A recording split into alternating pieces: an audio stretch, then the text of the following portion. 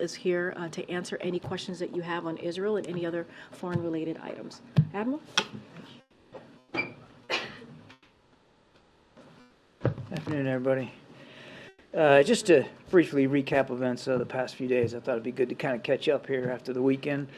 On Friday, I think you all know, we successfully secured the release of 2 Americans that had been taken hostage by Hamas during the horrific terrorist assault on the 7th of October. And the president had a chance to speak with them and with their families. As he told other families that he met in Tel Aviv, family members of others who have been taken hostage, we have no higher priority than the safety of Americans that are being held around the world, and we're going to continue around the clock to see if we can get them home with their families where they belong. It is literally an hour-by-hour effort here at the White House and at the State Department to find out where these folks are and to try to make the effort to get them out and get them back.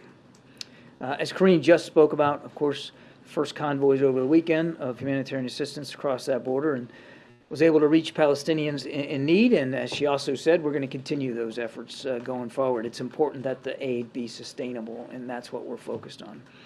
And of course, throughout the weekend, the president received briefings from his national security team on all the latest developments. And yesterday, as you know, he convened calls with Prime Minister Netanyahu, His Holiness Pope Francis, and then, of course, with the leaders of Canada, France, Germany, Italy, and the United Kingdom. I'm sure you all saw the joint statement from all those leaders that they released last night. I won't reiterate it, but you can hopefully take away from that a real clear consistency and unanimity for Israel's right to defend itself against terrorism, while, of course, adhering to international humanitarian law, including the protection of civilian elements. Now, we've also seen over the course of the last few days, actually the course of the last week, but certainly over the last couple of days of the weekend, an uptick in rocket and drone attacks by Iranian-backed proxy groups against military bases housing U.S. personnel in Iraq and Syria.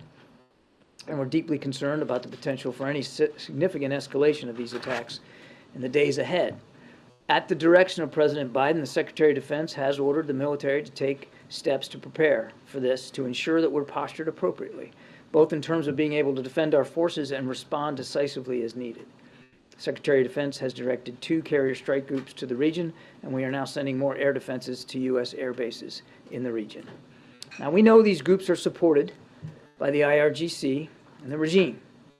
We know Iran continues to support Hamas and Hezbollah. And we know that Iran is closely monitoring these events, and in some cases actively facilitating these attacks and spurring on others who may want to exploit the conflict for their own good or for that of Iran. We know Iran's goal is to maintain some level of deniability here, but we're not going to allow them to do that. We also are not going to allow any threat to our interest in the region to go unchallenged. We demonstrated last week that we have and will use the military capables available to us to protect and defend those interests. And those capabilities are getting bigger and better every day. As President Biden has said, our message to any hostile actor seeking to escalate or widen this conflict is very simple. Don't do it. With that, we'll take some questions. John, is it your view that the Israelis should begin their Gaza offensive whenever they feel ready? It's our view that the Israeli Defense Forces, Steve, need to decide for themselves how they're going to conduct operations. We're not in the business of dictating terms to them, and we're certainly not going to be in the business here from the White House of previewing any future operations one way or the other. That would be inappropriate. Secondly, you said that Iran is actively facilitating these attacks. What are you seeing? What exactly are they doing? Oh, their support for these Iran-backed proxies is no secret. It's pretty open, and they've made no secret of it. Funding, resourcing in terms of providing the rockets and the munitions that they fire. Training for some of these guys. I mean, there is a connection between these groups and the IRGC, a very direct connection. We have reported that the administration has been urging Israel to delay a ground invasion.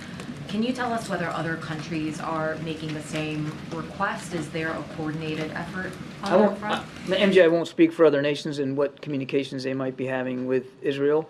I can tell you, we have since the beginning of the conflict, in the early hours, maintained a level of communication with our Israeli counterparts to ascertain their intentions, their strategy, their aims, to see what their answers are to the kinds of tough questions that any military ought to be asking before you launch any kind of a major operation. Have you thought through the branches? Have you thought through the sequels? Have you thought through the unintended consequences?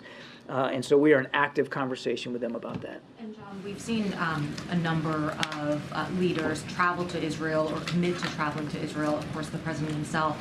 Is it your understanding that there would not be a ground invasion as long as there's a head of state in the country? That is a question for Israeli officials to speak to, MJ. Again, I just don't want to be in the position where I am speaking for the Israeli Defense Forces. And just another quick topic.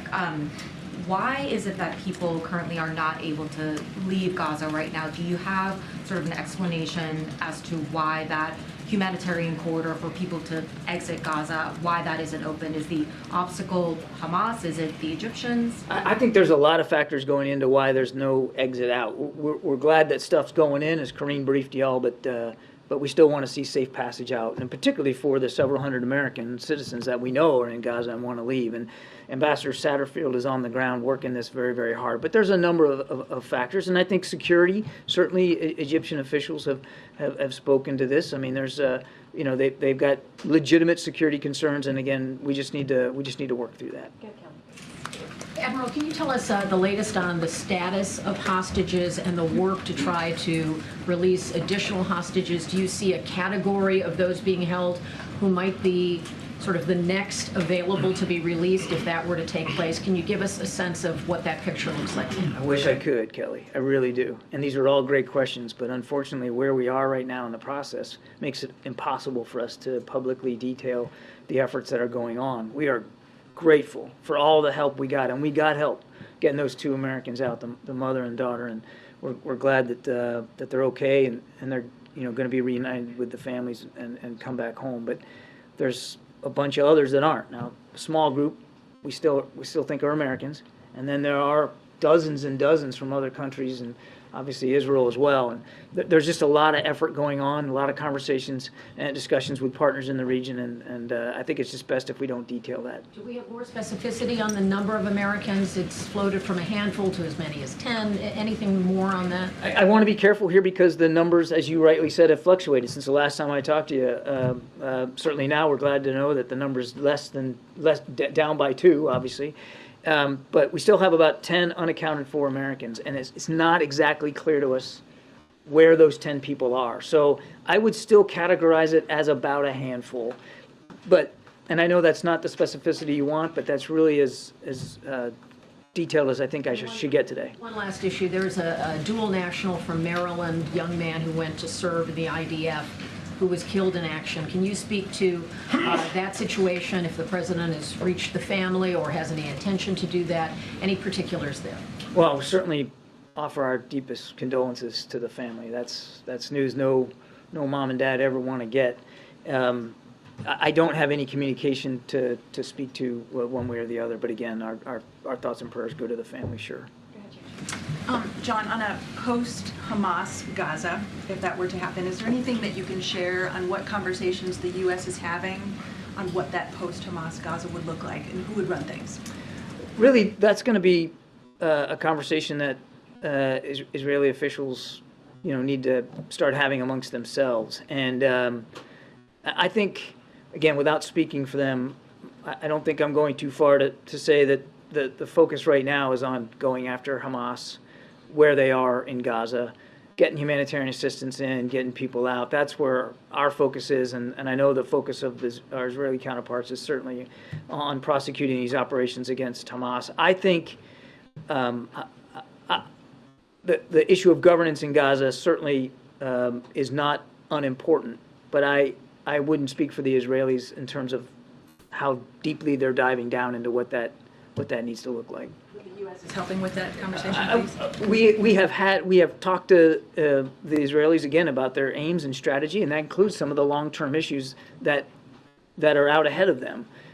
But I think you can understand appropriately right now that the focus is on the operational picture. On the normalization process, can you say if Saudi Arabia has provided a list of requests for what it would like to see for those talks to start again between Saudi Arabia and Israel? I'm not tracking or aware of a specific threat. Now, you're talking post-October 7th. I'm not aware of a some sort of new list or homework assignment that they've submitted. We still believe that those talks are important. We still want to pursue normalization. We understand that both in Israel and, of course, in Riyadh, there's a different focus right now. We get that.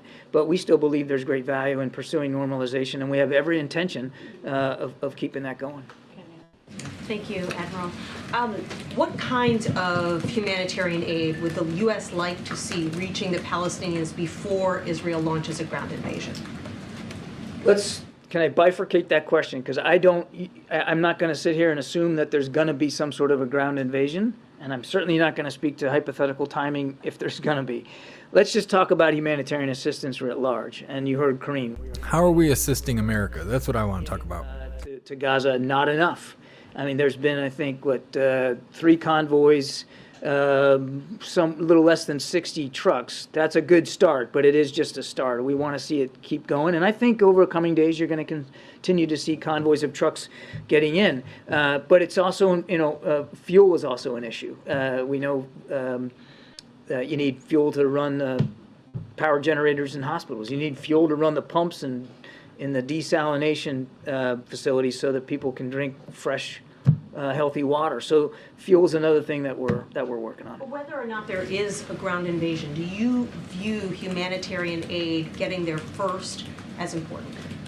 Whether or not there's a ground invasion, we believe that humanitarian assistance flowing to the people of Gaza is critically important, and it needs to go as soon as possible and as much as possible. And where does the president stand on this? Because there was some confusion over the weekend about whether or not he had said that, yes, he does want Israel to wait until humanitarian assistance can get to the Palestinians before any invasion. We have been crystal clear with our partners in the region, including Israel, that we want to see humanitarian assistance flow. There's been no change to our posture on that at all. But as I said, I think to Steve's question, we're not dictating military terms to the Israeli Defense Forces. They have a right and a responsibility to go after these terrorists, and they certainly are going to do it in a way that they choose to, that they believe is appropriate to the threat.